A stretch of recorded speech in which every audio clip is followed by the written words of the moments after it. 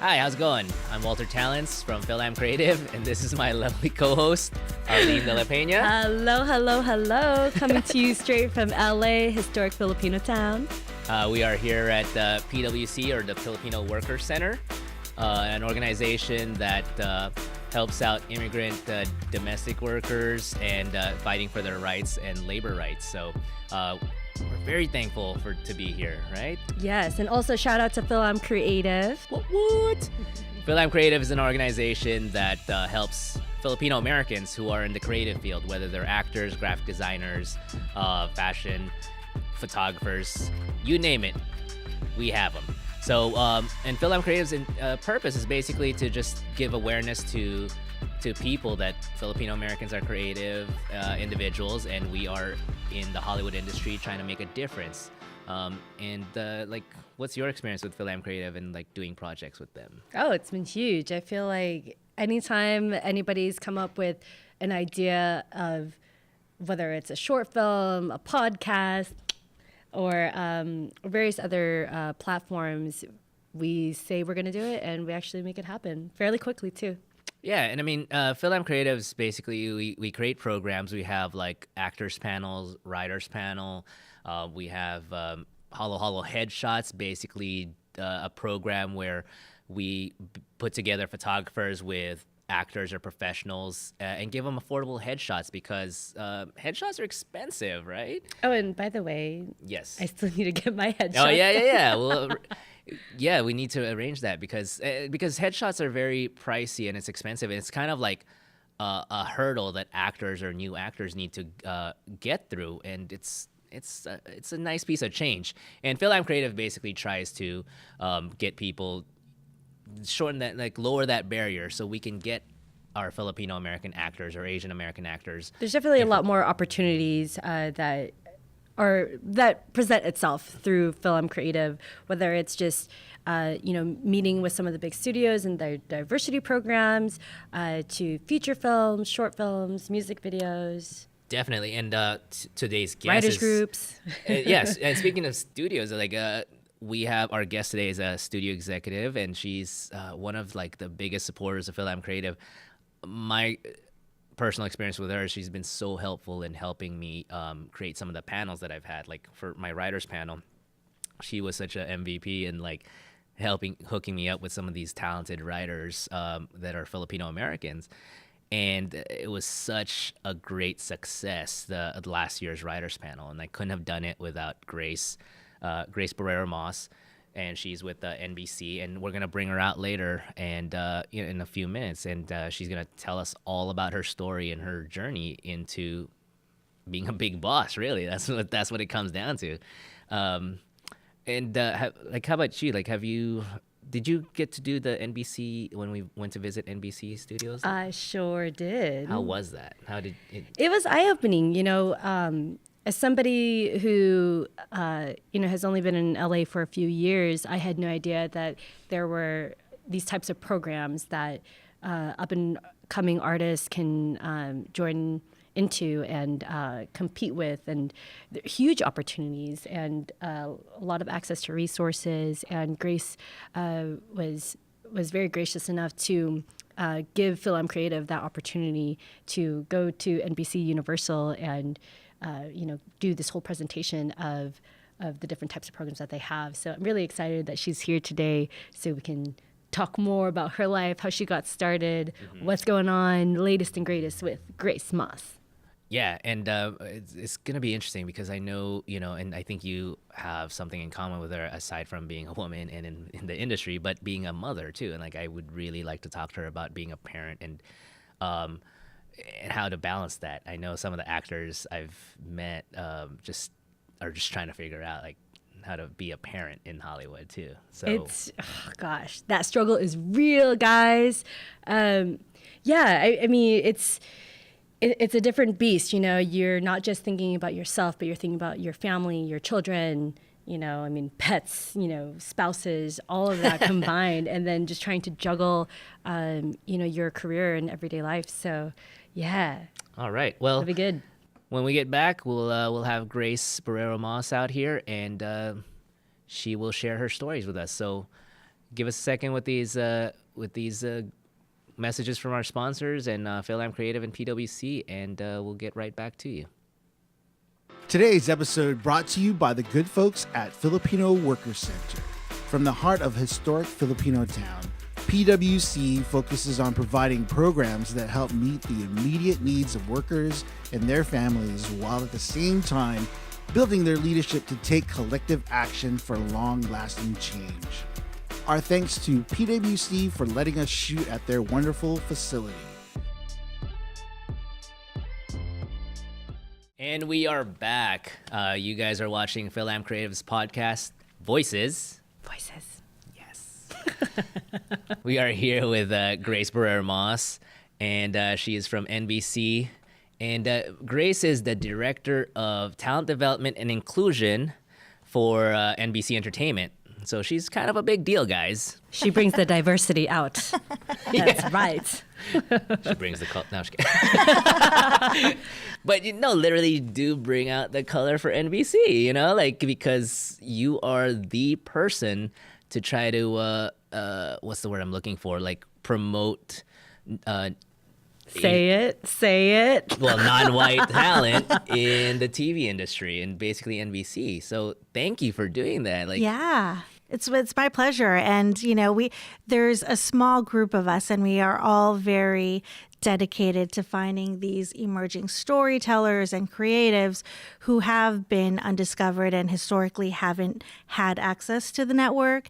And so our job is to go and find them at festivals and conferences and through our programs and bring them into the fold at NBC. And, if they just happen to be diverse, that's great, but it's always talent first, diversity second. And, our team is very, very just passionate, and we love what we do, and we're lucky that we're able to do it every day. How long has NBC had that specific program in place? So we have over 20 programs, some that we facilitate ourselves, like Writers on the Verge or our short film festival, and some where we partner with other organizations like CAPE, which is Coalition of Asian Pacifics in Entertainment, or ESOS Players. But I would say we've been around for over 10 years. I know our film festival, for instance, has been around, I want to say 13 or 14 years now. So this department has been around before diversity was a buzzword. We've been doing this work for over a decade, and I think it's just now, we're starting to get recognized, and people are starting to take us more seriously and really looking at the talent that we're bringing forth, which is great. Now, how long have you been in this position? And Yeah. So I have been in this role for going into my 5th year. And before that, I was at the Style Network, which is also a Comcast company, and I was there for about 7 years.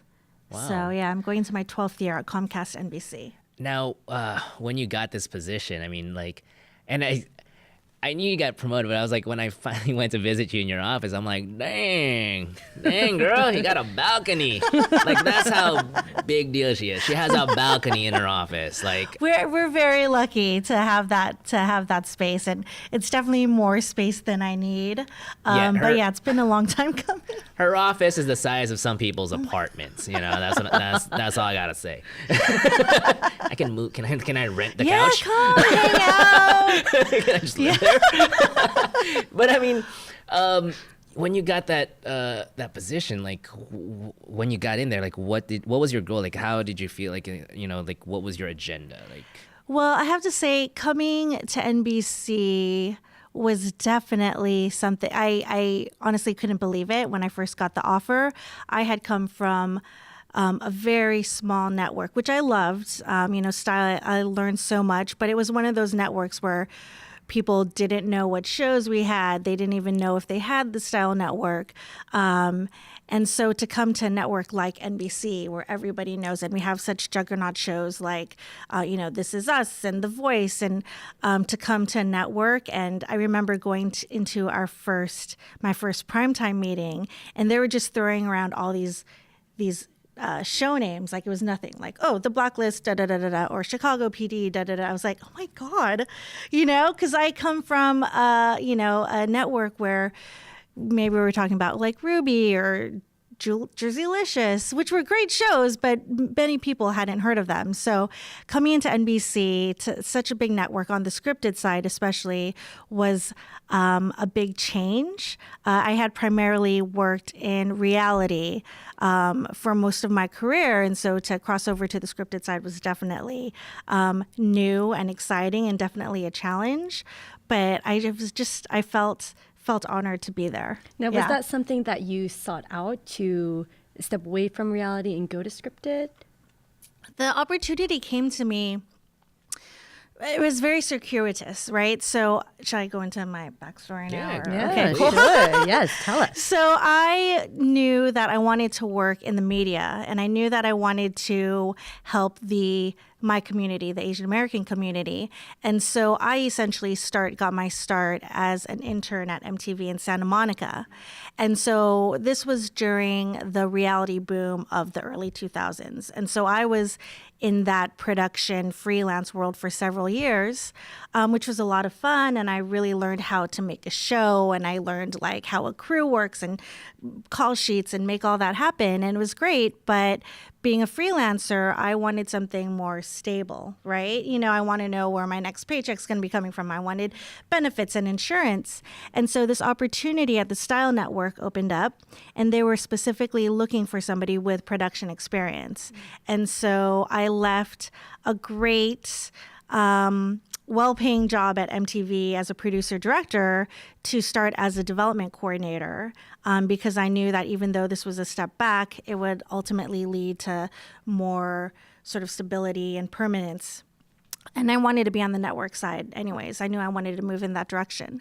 And so I, worked at Style as a coordinator, worked my way up to development executive, and there I really learned the lay of the land of how TV works in terms of development. So I learned how to make a show, and now I got to see how a network works in terms of taking pitches and development and doing pilots and presentations and the different sort of things you have to take into consideration when you pick up a show, whether it's marketing or the demo or the casting.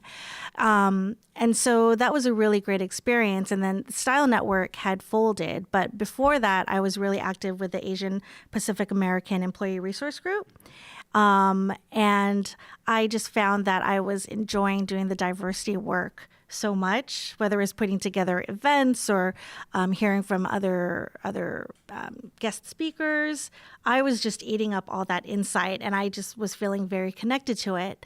And so this opportunity at NBC had opened up, and I had met with Julianne Cromet, who was my predecessor, and she was leaving to go to another company, and just literally called me and was like, hey, I heard that, Style is gone and that you're looking, and I know you wanted to get into diversity.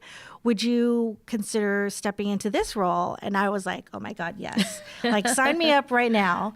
And so that's how that transition happened. And I think it's such a dream role for me because I get to utilize my production experience in terms of putting together events and panels and facilitating our presence at different conferences and festivals.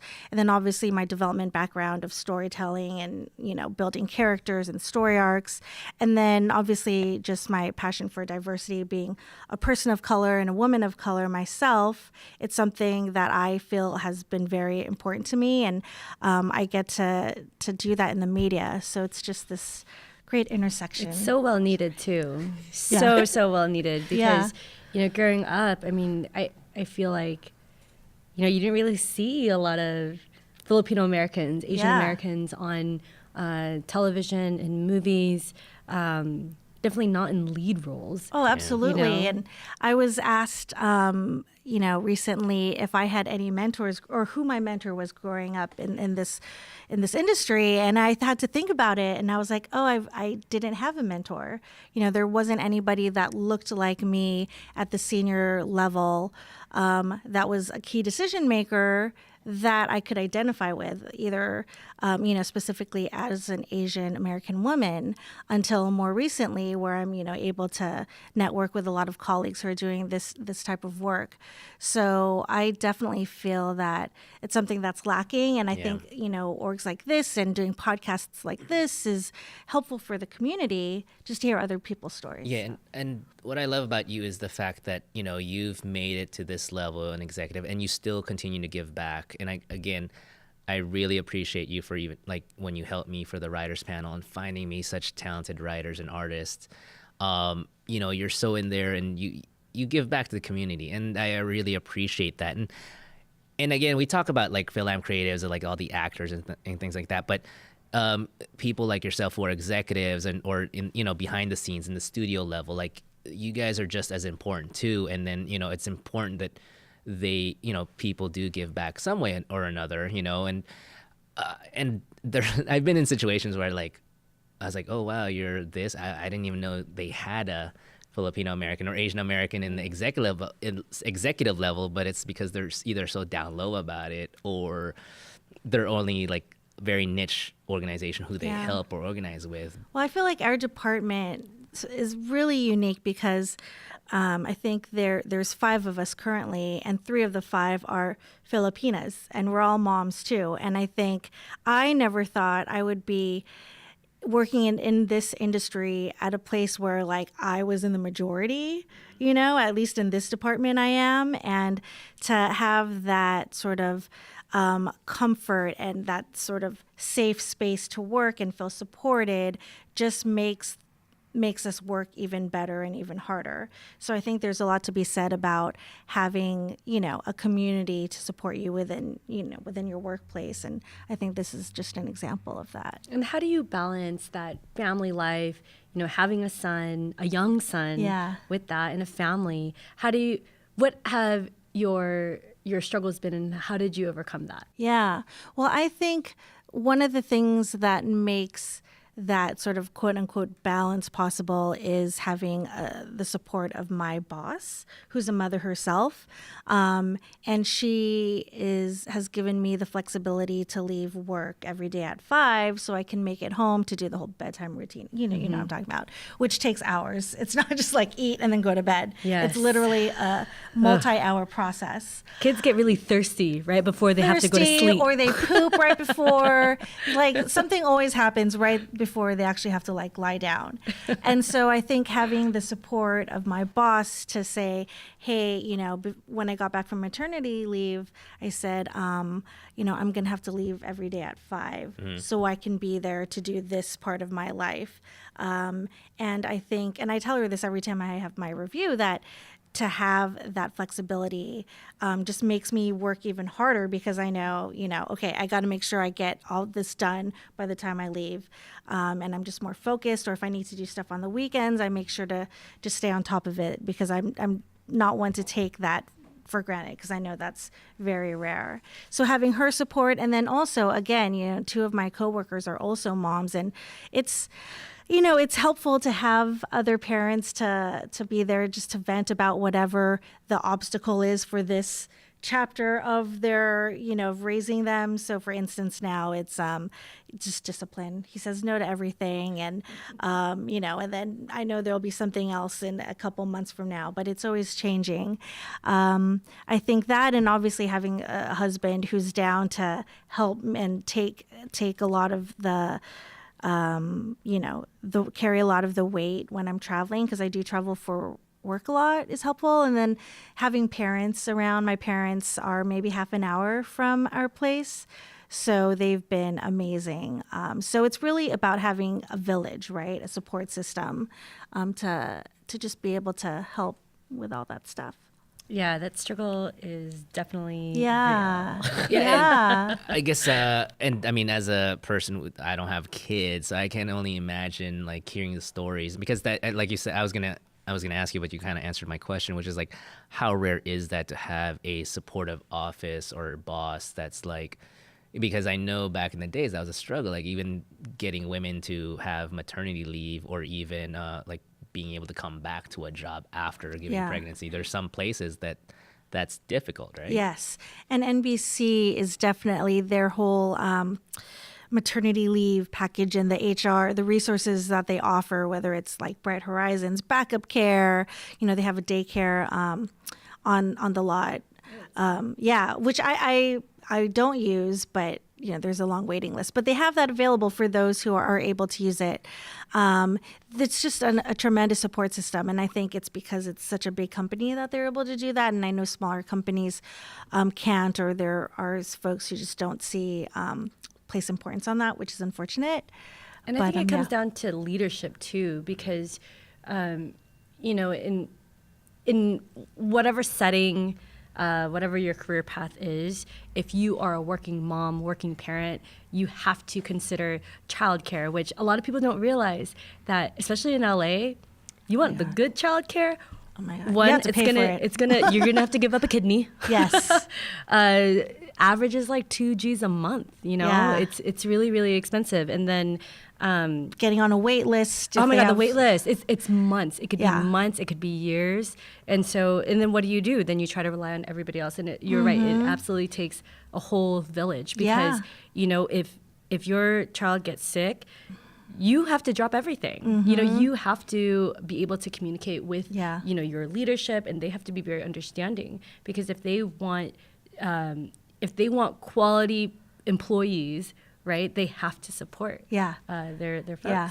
Now, as women, do you guys feel like this is it's unique to the film industry, or from your experience or stories from people, like, is this something that happens even like in whatever, in other industry, tech, coal mining, I don't know, whatever. It's all industries, It's like no matter if you're like a nurse to a producer, just being a mom is universal. I think our industry is maybe a little bit more lenient. I don't know, maybe just because we're not clocking in and out every day. So for our office, we have that flexibility to come and go as emergencies arise. I don't know. What do you feel? I think as an actress, people don't. I feel like it's a little bit more cutthroat, people try to be as accommodating as possible, but you have to come up with a bunch of contingency plans. So, and I feel like as a professional, right, you should have a bunch of contingency plans. Yeah. In the military, I felt very well supported. By everyone. I have had bosses where they did not care if your child was sick, you will work. And, and those people were removed. The bosses who acted like that were removed because that's not helpful and that's not conducive, right? Right, to a healthy working environment. Because when you are a parent, I mean, gosh, like your time is to get a child their teeth brushed, getting them ready for school, to leave on time. It takes literally like way more hours than anybody imagines. Wow. And so I think as your child gets older, you kind of get used to, okay, this is what needs to get done. And then who you can and can't rely on, and you just have to plan. Yeah. We were talking earlier that, we're early birds. Yes. Because no one's up yet. Yes. It's so much fun. You can get you can get everything done. I got up at 6:45 today so I could curl my hair and do my makeup before, because once he's up, then forget it. You have to do breakfast and then get him changed. So it's interesting because I was listening to a podcast and they were saying that there was an expert on, they were talking about marriage. They said once you have a child, that takes up, they tried to quantify it, I think that adds an additional 33 and a half hours per week to your life, of just specifically for them, outside of work and taking care of yourself. So it's insane, because you really, they become your number one priority, obviously. So well, speaking of childhood too, how about your childhood, like growing up, first tell us where'd you grow up, and then how did you want or have the need to get into the entertainment industry? Sure. So I actually grew up in a very diverse neighborhood. I grew up in Diamond Bar, California, which had a big Filipino community as well. And we had Pista Sanayon every summer. And I was in a Filipino dance troupe called Maharlika in high school. So I was doing tinakling since 8th grade. So I was very much immersed in the Filipino community already, and then, which was great. And then I went to UCLA, which also has a very big Filipino community. Go Bruins. Yes, go Bruins. And I was active with Samahang Filipino, did PCN all 4 years. I was on the board. And I think I was called like ethno-centric at one point by one of the, like somebody that lived down the hall in my dorm, because I was so Filipino and I had T-shirts and stickers on my door, which I didn't even like understand. Did you have Panay tribe? Yeah. And also there's another, there's another Filipino brand, Pinoy something. Downright Pinoy. Downright Pinoy, yes. Downright Pinoy had the T-shirts, had the stickers, sweatshirts. Y'all were dating ourselves right now. I heard about it. I mean, you're like 50, so I don't know. But yeah, I was very active with Samahang, and I was a little sis for the Kuya Adding program. Yes, Theta Delta Beta. AJ Calamay, who I know is a guest, was my big bro, and we still stay connected. So I think, it's interesting because I was, grew up in Diamond Bar, went to UCLA.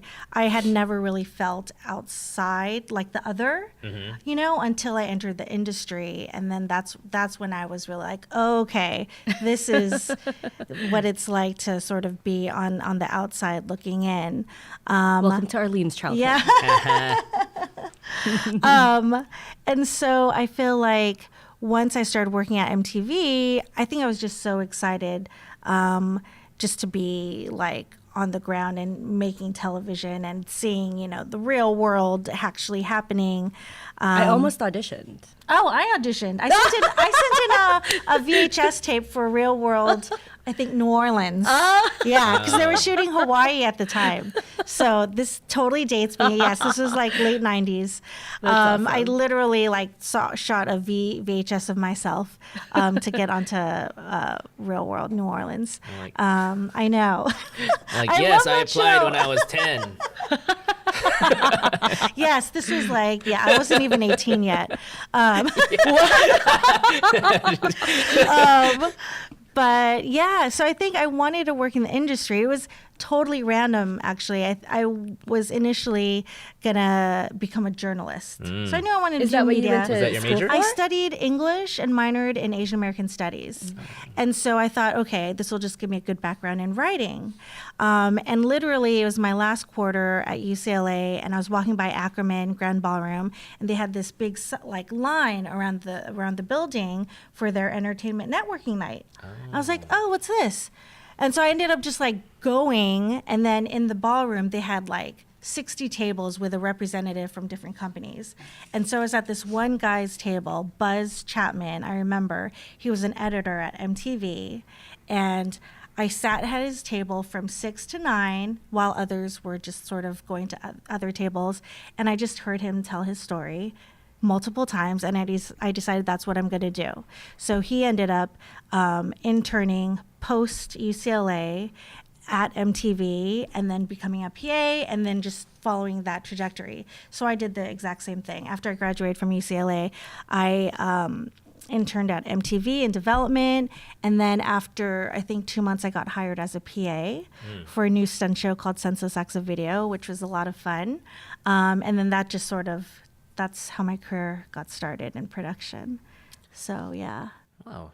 So, I mean, just even preparing for that, looking back now, what would your advice be for whether they're film students in UCLA or just in high school, whatever? How would you tell them to prepare for something like working for MTV or equivalent?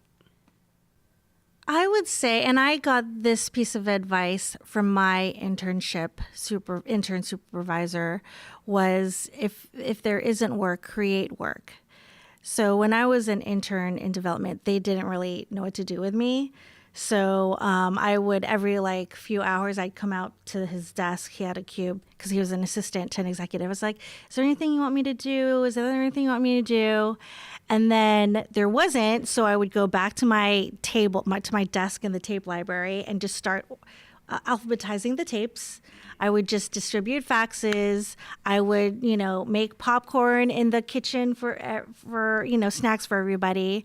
And I think that really sort of symbolizes the idea of just making yourself stand out by being one step ahead of everybody and like working whether there's work to be done or not, and just being proactive.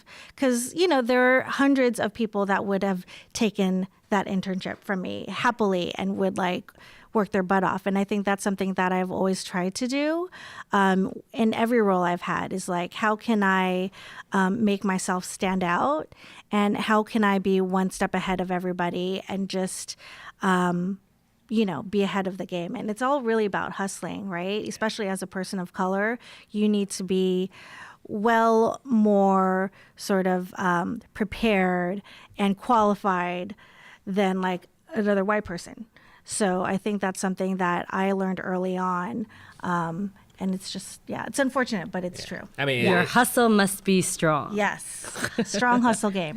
Yeah, and I mean, it is sad. I mean, aside from being a person of color, but being a woman, Yeah. like you have to work twice as hard, maybe three or For four sure. times as hard than, a white male would. And Yeah. I mean, some people might disagree with that, but I mean, as a woman of color, you Yeah. can attest to that. I would Absolutely. And I think specifically being an Asian American woman, I know, and I've had, supervisors tell me this, that I am not authoritative enough or I need, hate that. so that whole idea of the more passive, reserved Asian American, also female, so she must be even more of a doormat.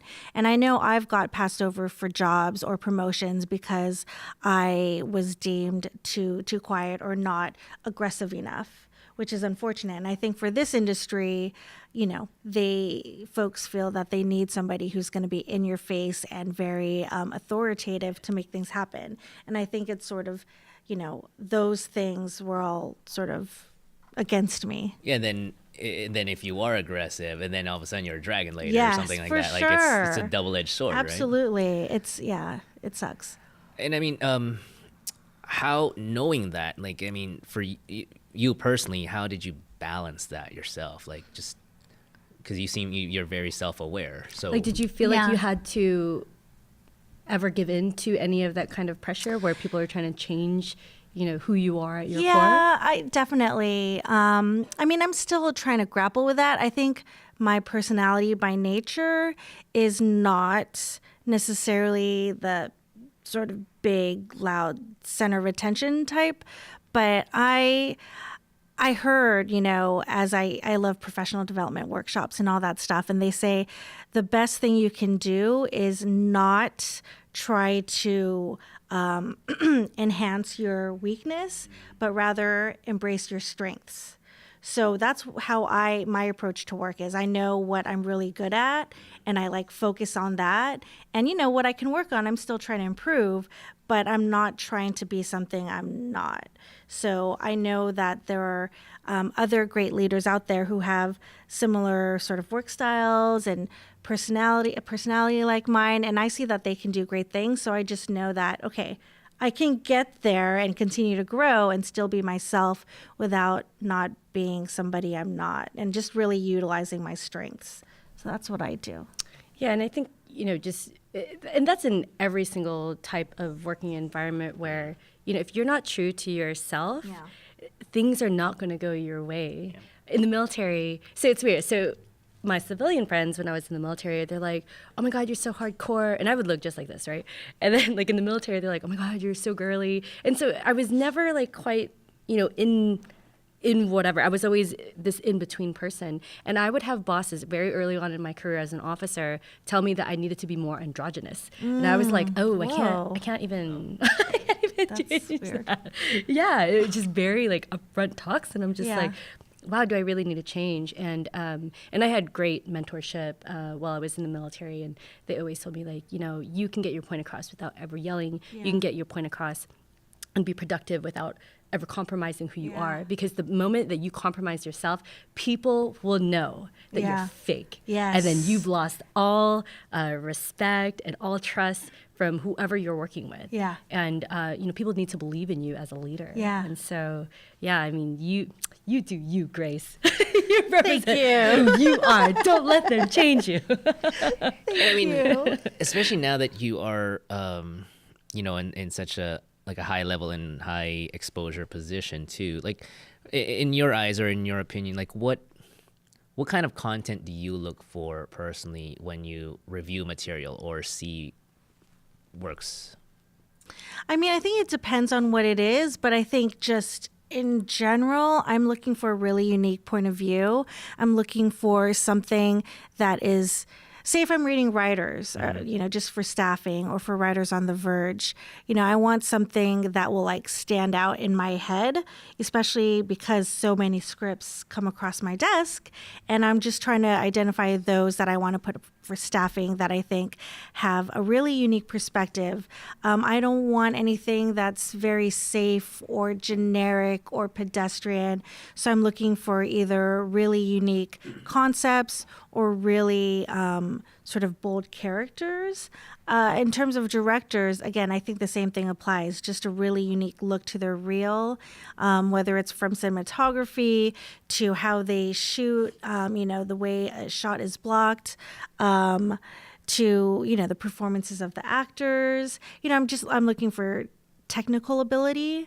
I'm looking for a really memorable story and an emotional response, whether it's a drama or if I'm reading a comedy, I want to laugh out loud. And if I'm not, then I'll usually pass on it.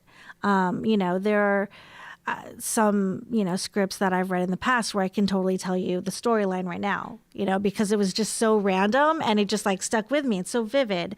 And I think that's what you want to have. You want to create that calling card that agents or executives will remember you by, oh, that was the comedy where this couple lived inside James Harden's beard.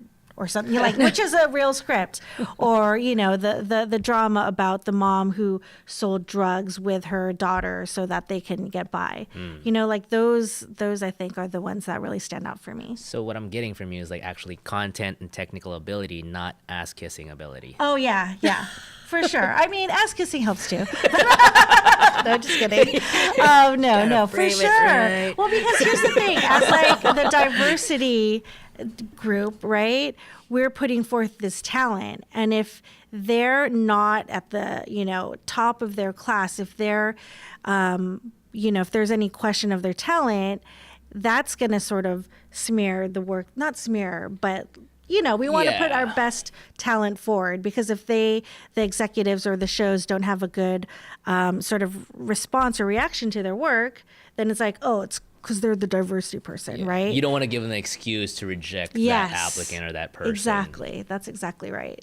So I think the talent that come forth from our program are even more talented than, say, just coming across from agents or managers. I do have a question that I had asked AJ when he was here with us, especially because, you're born and bred, here in Southern California, UCLA, all of that.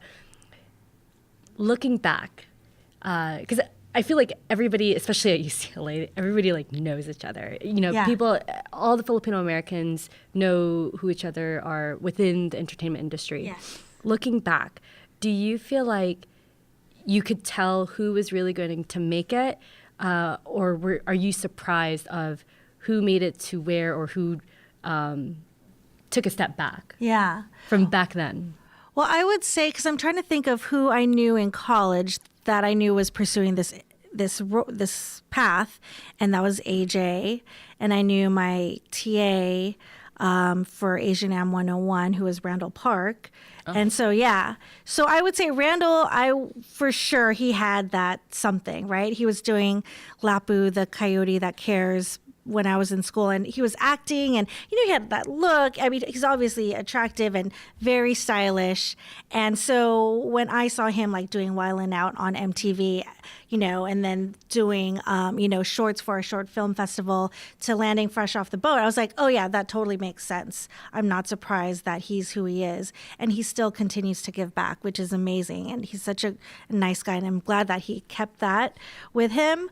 And AJ too, I feel like we were both around MTV at the same time. He was starting off as like working in post and assistant editing. And I'm, the fact that he was on Mr. Robot is amazing. And I feel like I'm not surprised at all that he's doing what he's doing now and continuing to make stuff, I think, with like Lumpia. And so clearly that's something that he's been passionate about, that he continues to work on even in his off time. So. And I mean, talking about like everyone in the careers progressing, like how do you see the diversity progressing in Hollywood? Like how does moving forward, how do you see it in like 3 to 5 years? Yeah. Well, I think there's definitely improvement, right? I think even just with Coco, obviously an amazing win for the Latino community. Black Panther, obviously an amazing win for the Black community. Crazy Rich Asians coming out, I think this summer, fingers crossed, will also be a huge success. So I think there's progress, especially now that diversity is on the top of minds of all executives in TV and in features. And I know that at least on the feature side for NBC, we also have a new department that has started specifically to bring in more people of color. I think it's definitely on its way up, but I think there's still a lot of work to do, especially for the Asian American community. I think when there's a conversation about diversity, it's typically like Black or white, and maybe Latinos. I feel that Asian Americans are rarely part of that conversation, or, and that could be for a variety of factors. Maybe we'll talk about this later, of just growing up, our parents didn't encourage us to pursue this industry, right? We're also sort of seen as being more reserved culturally and maybe not the right fit for this industry. And, also the idea of the Pan-Asian, right? There's Filipino, which is different from Chinese, which is different from Thai. And so having that sort of unity amongst hundreds of different ethnicities within the Asian community can sometimes be difficult because we may not identify with, Yeah, which, and I do appreciate you bringing that point up, because like I ran into an executive, and I'm not gonna say from who, but like it was just funny because like when I introduced myself and then, like I told them about FilAm Creative, and they're just like, why? Like why are you creating another organization for Filipino? Why don't you just be part of this other bigger Asian right. groups who we work with, and they support us too. But it was just I was kind of taken aback a bit, like. And because I'm like, well, it's like we're Filipinos. Like, yes, we're part of Asia, but we're kind of a unique group in a sense. For sure. Which I'm not surprised. And, there's an executive from a show who didn't realize Filipinos were Asian, and this is like, a big time executive. And it's like, okay, we have a lot of work to do. Not us, but there's a lot of learning that needs to happen within just the education industry, system. the education system of, they don't necessarily understand that. Yeah. We're just so different, Just curious of what did they think Filipino, like where did they think it was in the world? Well, they didn't, I don't know if they had a specific place in mind, but they were just like, oh, are Filipinos or Asian? And maybe they thought I don't know. South American? Yeah, I don't know. Latino, I don't know. Hawaiian. It's like right next to Hawaii. Yeah, it just kind of like blows my mind that, there's Do you think that there will ever be a time where we have a full-on Filipino-American sitcom? I feel like, with Crazy Ex-Girlfriend, right? No. Yeah, for sure. And that's a huge win. And I grew up not too far from West Covina. So I claim that show as well. When I see it, I feel like that's Diamond Bar too. But I think a show like that, having the Filipino Thanksgiving and Lea Salonga, and I think people are becoming more familiar with Filipinos. Obviously, the Filipino food movement, more restaurants coming out. Last year's best restaurant was a Filipino place in Washington, D.C., Bad Saint. So I feel like we're infiltrating more, right? So it's just a matter of time. And I know folks like Renee Gube are developing ideas. Michael Galamco is working with Randall Park and Ali Wong. So it's happening. It's just not, it's a process, obviously. And yeah, bringing that up, like what you personally, like what do you hope to see from minority writers? Even like what kind of content do you want to see from them, like, or even Filipino American writers? Yeah.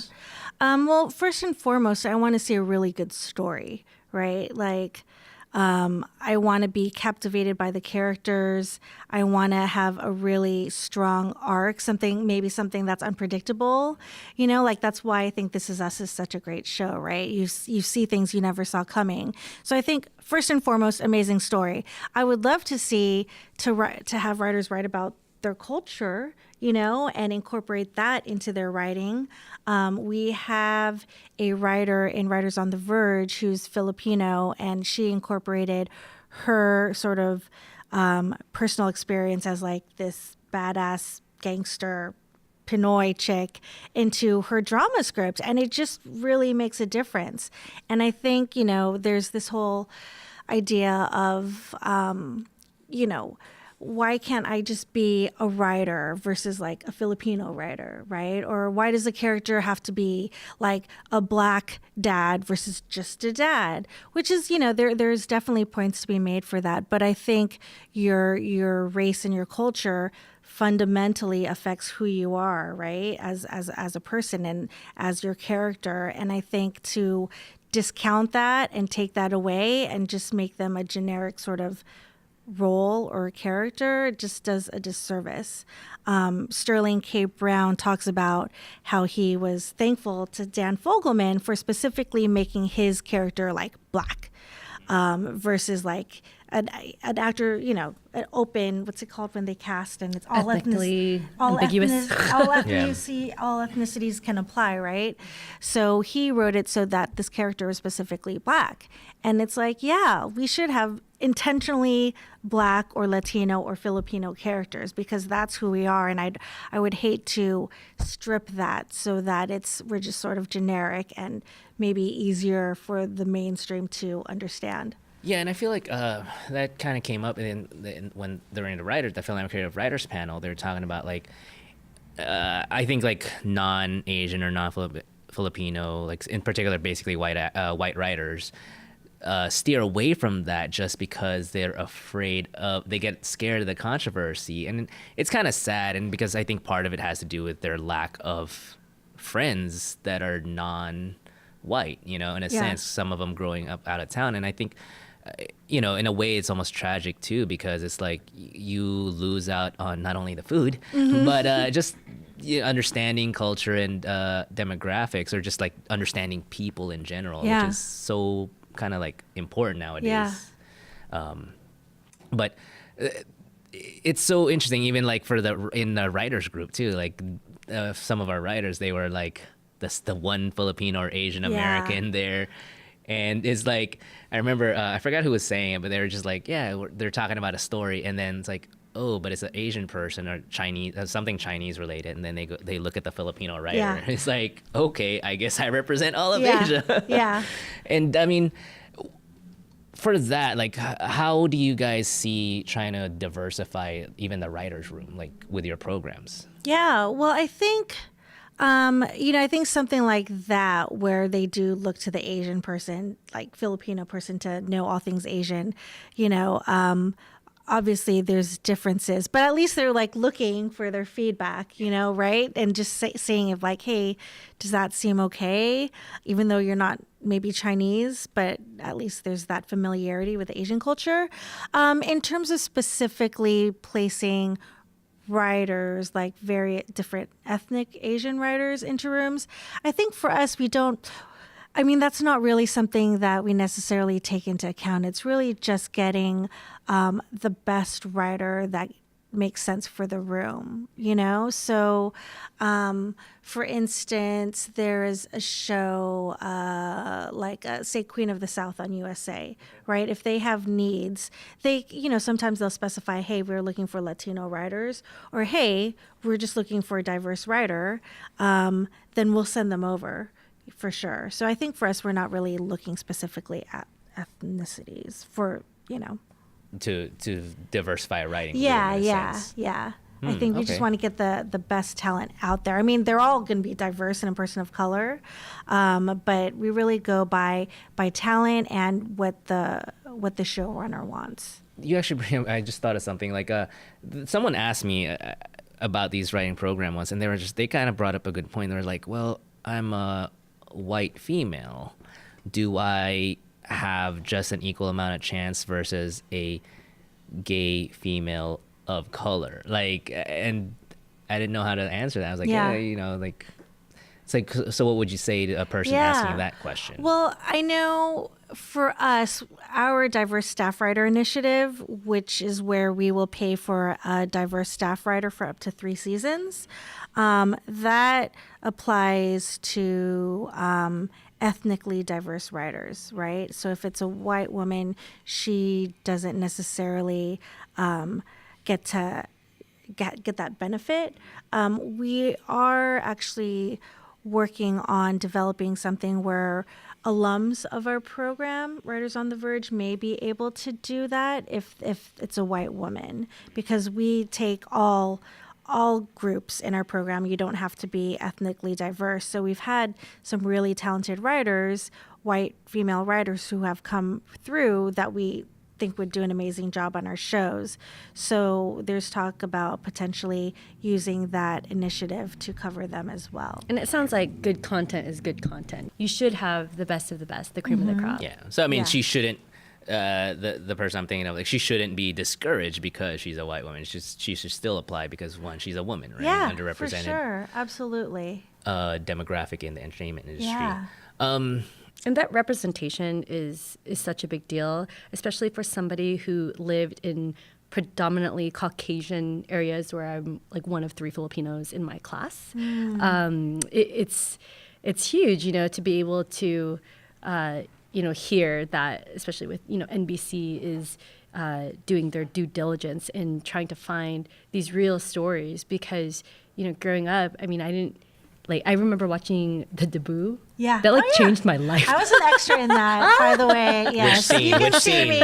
So they're at the high school, and I think they're doing a battle of the 2 hip hop groups. And I think I'm the front, standing behind one of the groups. We're gonna have to get that apparently clip. You can see me, sort of cheering them on. I have to find that clip now. Which I perfect segue, because I was going to ask you, what growing up, what would you say was the film that influenced you, either on a personal level or on a professional level? Was it, or because it was a person of color, whatever? What would you say inspired you growing up? If a film, I would have to say Dead Poets Society. Oh. I remember That's a watching good one. that in my English honors class with Mr. Dumbridge, and he was that character that Robin Williams was, the very Wow. had a beard and very passionate, and was just.